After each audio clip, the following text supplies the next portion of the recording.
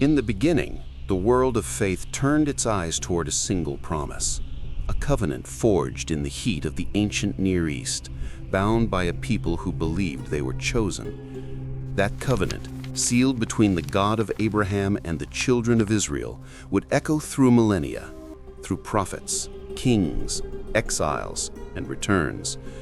But somewhere, deep in the desert centuries later, a new voice would rise, claiming not merely to continue that story, but to rewrite it. It would be called Islam, and the book that carried its heartbeat, the Qur'an, would not merely interpret history, but interrupt it.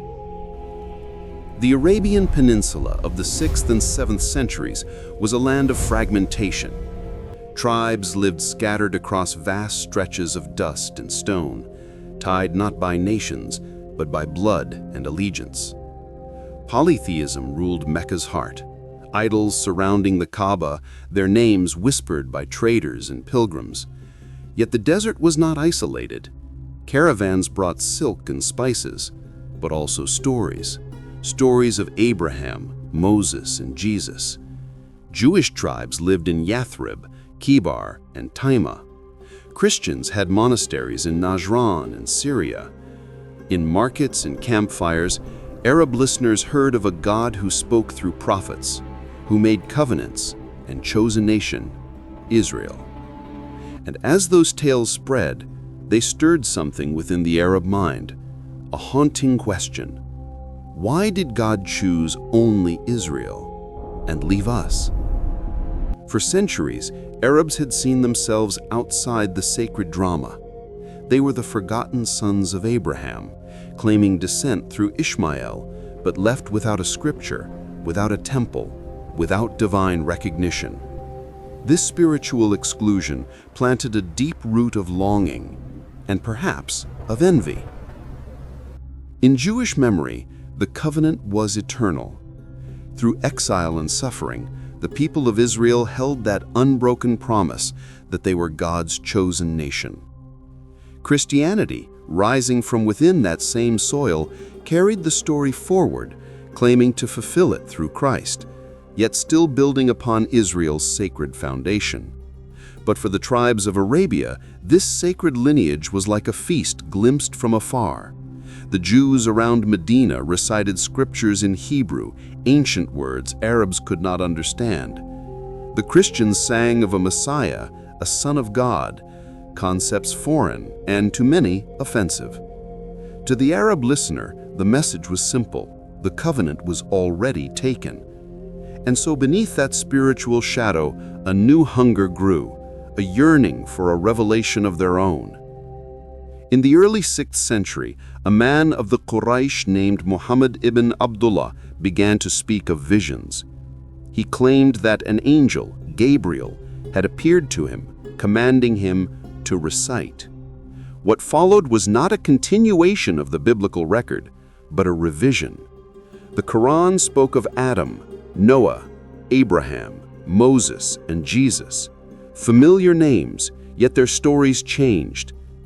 Abraham was no longer merely the father of Isaac and Jacob, but the father of Ishmael, who now became the link between Mecca and divine destiny. Jerusalem faded quietly from the center of revelation. A new axis was drawn, Mecca and Medina, the new sacred geography. It was as though the map of holiness itself had been redrawn. To understand this transformation, one must see the political vacuum of late antiquity. The great empires, Byzantium and Persia, were exhausted by endless war. Arabia caught between them was a frontier of tribes and mercenaries, religiously fragmented, politically leaderless. The rise of Islam promised something irresistible: unity. A single God, a single law, a single community, the Ummah.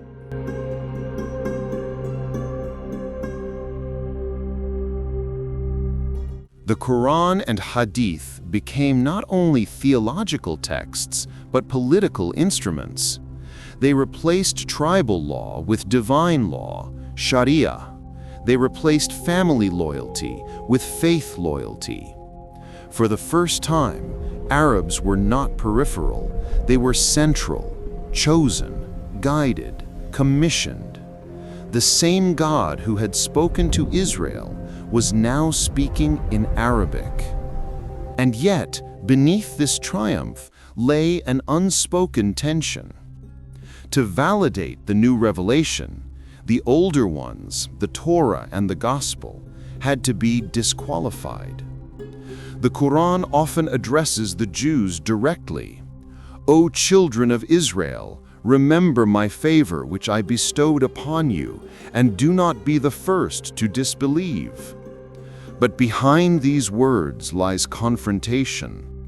Jewish tribes in Medina, initially allied with Muhammad, soon resisted his prophetic claims. They rejected his reinterpretations of their scripture, his portrayal of Abraham as a proto-Muslim, his denial of Isaac's unique role, his claim that Jesus was only a prophet. Historical sources like Al-Tabari record that disputes between Muhammad and the Jewish scholars grew heated. When they refused recognition, their rejection became theological proof. The Qur'an declared they had altered the words of God. Thus emerged a pivotal Islamic doctrine, Tahrif, the claim that Jews and Christians had corrupted their scriptures. Through this idea, the Qur'an could both borrow and invalidate. It could affirm the stories of the Bible while asserting that only Islam had preserved their true meaning. To the Jewish ear, this was blasphemy. To the Muslim ear, it was divine correction. To the historian, it was a reframing of sacred authorship, an attempt to rewrite the covenant, this time in Arabic ink. Perhaps the most symbolic shift came in the change of the Qibla, the direction of prayer. Early Muslims, according to Hadith and early Islamic historians, first prayed toward Jerusalem, but later a revelation redirected them toward the Kaaba in Mecca. This was no minor adjustment. It was a geopolitical and theological revolution. As historian Patricia Crone noted, the change of the Qibla marked the moment when Islam ceased to be an extension of biblical faith and became its rival. By facing Mecca, Islam declared its independence from Israel's sacred geography. The center of the world had shifted from Zion to the Hijaz, and with that, Jerusalem was not just displaced, it was subordinated. The Dome of the Rock, later built by the Umayyads in 691 CE, bore inscriptions denying the divinity of Christ, a visible architectural declaration that the old faiths were overthrown. The Golden Dome glittered over the Temple Mount, not as a continuation of the covenant, but as its interruption.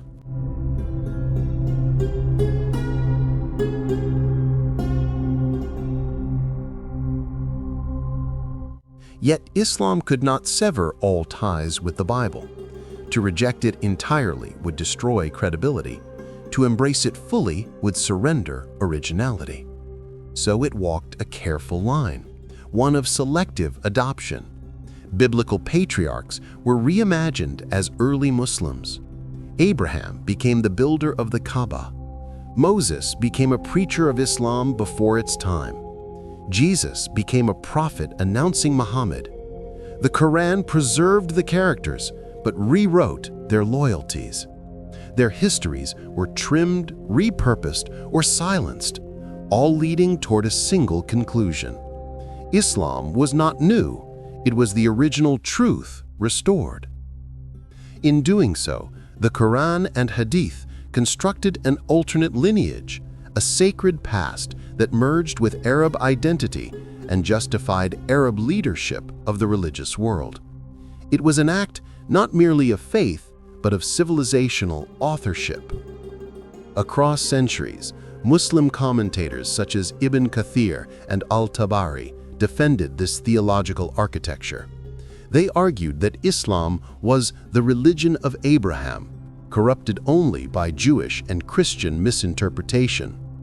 Meanwhile, non-Muslim historians like John Wansborough and Michael Cook examined early Quranic manuscripts, suggesting a gradual evolution, evidence that Islam's scriptures crystallized over time rather than descending fully formed.